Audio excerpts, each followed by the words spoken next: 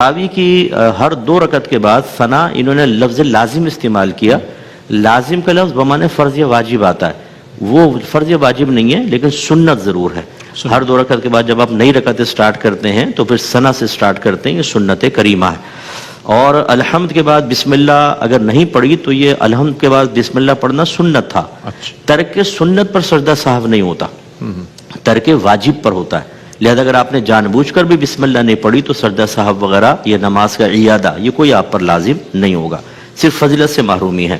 یہ کہتے ہیں نماز میں میں ہونٹ چباتا رہتا ہوں، اس عادت کو ترک کرنا چاہیے کیونکہ زیادہ چبائیں گے تو خون بھی نکل آتا ہے اور یہ اچھی عادت بھی نہیں ہوتی ہے کہ نماز میں خشوع و خضوع مطلوب ہے جبکہ آپ ہونٹ چبا رہے ہیں، یہ مناسب نہیں ہے. نبی کریم صلی اللہ علیہ وسلم نے ایک شخص کو دیکھا کہ وہ حالت نماز میں اپنی داڑھی سے کھیل رہا تھا.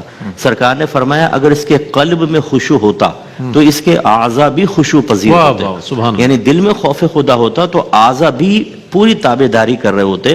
تو اس طرح کے معاملات نہ کریں. ہاں بے خیالی میں جب عادت پختہ ہے تو آدمی اس میں لگ جاتا ہے، لیکن جیسی آپ کو خیال آئے فوراً اس سے اجتناب کریں.